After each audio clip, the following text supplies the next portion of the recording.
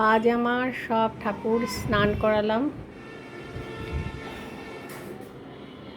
ওনাদের তো অকেশনালি স্নান করাতে হয়, সেই জন্যে খুব ভালো করে অনেকক্ষণ ধরে স্নান করিয়েছি। আর এই আমার মা সরস্বতী, এই হচ্ছে মা ভবতারিণী, এই হচ্ছে সাই বাবা, আর এই যে আমার শিব, রাধা কৃষ্ণ, গণেশ ঠাকুর, আর এই যে আমার ছোট্ট গোপাল। আচ্ছা, এদের সবই স্নান করিয়েছি। এখন জামা কাপড় সব কাচা ছাদে দিয়েছি, এবার ওগুলো শুকোবে। ওনাদেরও আমি স্নান করিয়ে সাবান মাখিয়ে স্নান করিয়ে ফ্যান খুলে দিয়েছি। ওনারা একটু শুকো গা হাত পা, তবে জামা কাপড় পরাবো।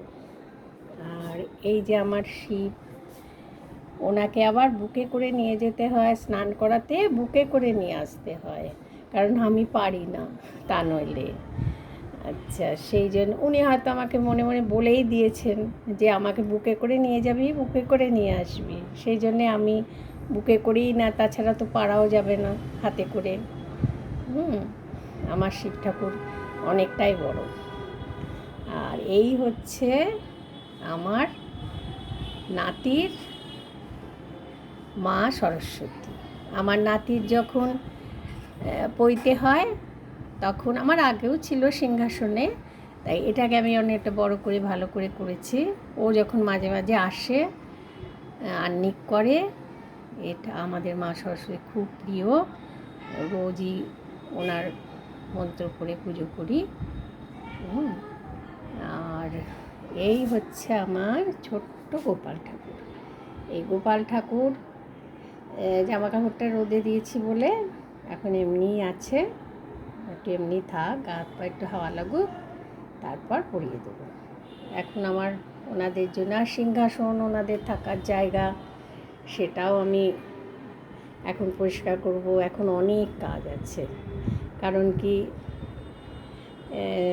সোমবারের দিন জন্মাষ্টমী, সিংহাসনটাও ওনাদের থাকার জায়গাটা একটু পরিষ্কার করতে হবে। রোজই পরিষ্কার করি, কিন্তু আজকে স্পেশালি পরিষ্কার করব।